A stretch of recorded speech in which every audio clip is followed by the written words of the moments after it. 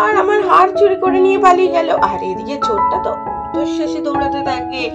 আর তখনই রিয়া তো কিছুই বুঝতে পারেনি, কিন্তু লোকটার সামনে এসে দাঁড়িয়ে পড়ে আর লোকটা হোঁচট খেয়ে পড়ে যায়। কি করে বললাম, কে ফেললো আমাকে, কে ফেললো? আঙ্কেল আঙ্কেল, তোমাকে আমি ফেলে দিয়েছি। কে ওটা একটা বাচ্চা, তুই আমাকে ফেললি কেন? রে বাচ্চাটা আমাকে খেলার ছলে ফেলে দিয়েছে, কিন্তু কিছু বুঝতে পারিনি। না তাড়াতাড়ি পালাই, এখান থেকে পালাই। আর তারপরে তো চোরটা উঠে উদ্রশ্বাসে দৌড় দিতে থাকে। আরে ও আঙ্কেল, পালাচ্ছ কোথায়?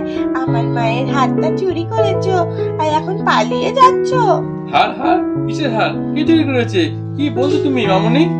কি বলছি আমি? দাঁড়াও, কি বলছি দেখো। আমার হারটা নিয়ে চুরি করে পালিয়ে গেল। উফ, কি যে জ্বালাতন, আমার আর ভালোই লাগে না। এই তো আরে মামনি, তুমি কি সব যে বলছো আমি তো বুঝতেই পারছি না। কিসের হার, কি কথা বলছো? আর বলতে না বলতেই তো মিনু পেছন থেকে বাইরে বেরিয়ে আসে। আরে এই, তুই আমার হার চুরি করে নিয়ে পালাচ্ছিস, আমার মেয়েকেই বলছিস, কিছু বুঝতে পারছিস না? তবে রে, আজকে তোর হচ্ছে। হ্যাঁ, কে? এই রে, মনে হচ্ছে আমি আজকে ধরাই পড়ে গেলাম।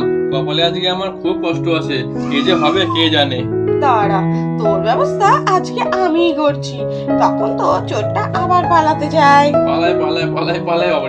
পালাই। হ্যাঁ, তুই কি করে পালাস সেটা আমিও দেখছি। কোথায় গেল? এখানেই তো ছিল। ও, ওই পাশে আছে। হ্যাঁ, আমার ঝাঁটাটা তো ওই পাশে আছে। দুটো ঝাঁটার বাড়ি দিলে লোকের বাড়ি থেকে চুরি করার স্বাদ একদম ঘুচে যাবে সারা জীবনের মতো। আর এই সবকিছুই তো রিয়া পেছনে দাঁড়িয়ে শুনছিল। ও আচ্ছা, আমাদের বাড়ি থেকে হাত চুরি করে পালাবে, এটা আবার হতে পারে নাকি, যেখানে আমি আর আমার বোন আছি। কি রে বোন, তাই তো?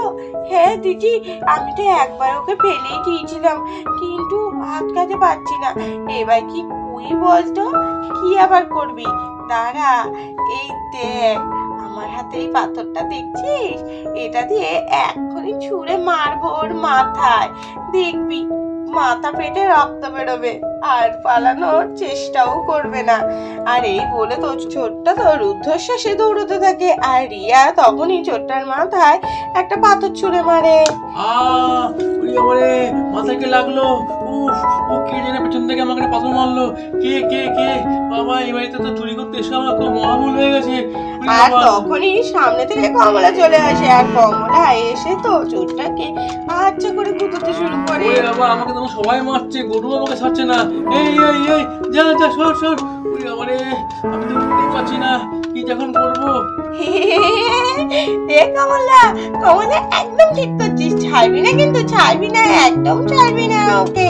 আর এই শুনে কমলা তো আনন্দে মাথা নাড়তে থাকে আর আরো জোরে জোরে কুঁদো দিতে থাকে। আমি আর আসবো না কখনো, আমি চুরি করবো না। আমাদের বাড়ি এসেছি চুরি করতে, দিয়েছি মজা শাস্তি। দে কমলা দে, আরো বেশি করে মার। আর এই সবের মধ্যে মিনিও ঝাড়া নিয়ে চলে আসে। আরে বাহ কমলা, খুব সুন্দর কাজ করেছিস তুই, মার আরো বেশি করে। আর এবার তো আমি ঝাঁটার বাড়ি, আর কোনোদিন কারোর বাড়িতে এসে চুরি করার স্বাদ আমার ঝাঁটাতে মারছে। এদিকে মামনি, গরু, ঝাঁটা, আমার খুব লাগছে। আমি আর চুরি করবো না, আমার খুব ভুলে গেছে। আপনার হাতটা নিন, আমি আর চুরি করবো না, আমাকে ছেড়ে দিন। হ্যাঁ, সেটা তো নেবই, একদম নেবই। এই তো আমি আমার হার পেয়ে গেছি, এইবার তোকে উচিত শিক্ষা দেব। আবার দেবেন উচিত শিক্ষা? আমি তো হারটা আপনাকে দিয়ে দিলাম, আবার মামাকে মারলেন তো, আবার কি শিক্ষা দেবেন? আমাকে এবার ছেড়ে দিন। কেন ছেড়ে দিলে তো তুই আবার অন্য বাড়ি ঢুকে সেই বাড়ি থেকে চুরি করবি? না, আমি আর কোনদিন চুরি করবো না, আমার খুব ভুল হয়ে গেছে, আমি আর চুরি করবো না। মনে থাকবে তো? আর কোনো বাড়ি থেকে কোনোদিনও চুরি করবি না। না, আর কোনো বাড়ি থেকে আমি আর চুরি করবো না। ওরে বাবা রে, পালাই। আর এই বলে তো চোরটা পালিয়ে যায়। মা চোরটাকে পালিয়ে গেল তো।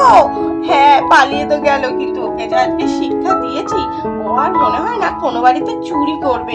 কিন্তু মা, চোরেরা তো সারা জীবন চুরিই করে। ওর জন্যই তো চোর ধরলে চোরকে উচিত শিক্ষা দিতে হয়, যাতে সে আর মনে রাখে, পরের দিন চুরি করতে গেলেও দুবার ভাবে। কিন্তু আবার যদি লোকটি চুরি করতে আসে, তখন পুলিশে দেওয়া হবে, তাহলেই সব সমস্যার সমাধান হয়ে যাবে।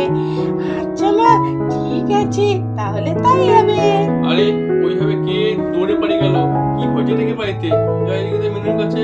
মিনু, ও মিনু। আর বলতে না বলতেই তো বিমল চলে আসে বাড়িতে। আরে মিনু, কি হলো যে একটা লোক দৌড়ে পালিয়ে গেল মনে হলো? হ্যাঁ হ্যাঁ, আর বলো না। লোকটা পালিয়ে গেল তোমার হাতে ঝাঁটা, বলো তো ব্যাপারটা কি? আর বলো না, আমি তো করছিলাম স্নান, আর তখনই একটা লোক এসে চুরি করতে ঢোকে। আর আমি আমার গলার হারটাও ওই বাথরুমের উপরেই খুলে রেখেছিলাম, সেটাই নাকি চুরি করে পালাচ্ছিল। তারপরে তো রিয়া, প্রিয়া, কমলা মিলে আচ্ছা করে জব্দ করেছে। তার সাথে এই যে দেখছো আমার হাতে ঝাঁটা, এটাই বা কম যায় কিসে? কি বলছো? এত বড় ঘটনা ঘটে গেল আর আমি জানতেই পারলাম না। তুমি তো বাড়িই ছিলে না। এই দাঁড়াও দাঁড়াও, দেখো আমি কাপড়টাও ঠিক করে পরতে পারিনি। ভাবলাম আজকে গলার হারটা আমার বুঝি চুরি হয়ে গেল। তা যাই হোক, সেটাকে তো বাঁচানো গেছে। আমি তাড়াতাড়ি গিয়ে এবার কাপড়টা পরে ফ্রেশ হয়ে আসি। আর তুমি চা খাবে তো? হ্যাঁ হ্যাঁ, আমি চা খাবো। যাও, তুমি এক কাপ চা নিয়ে এসো। আচ্ছা, আমি ফ্রেশ হয়ে তোমার জন্য চাও করে নিয়ে আসছি, তুমি হাত পা ধুয়ে ফ্রেশ হয়ে নাও। আচ্ছা আচ্ছা, ঠিক আছে। আর এই বলে তো যে যার কাছে চলে যায়। তো বন্ধুরা, আজকের গল্পটা এখানেই শেষ করছি। গল্পটা ভালো লাগলে চ্যানেলটাকে সাবস্ক্রাইব করে দিও। আজকের মতো টাটা।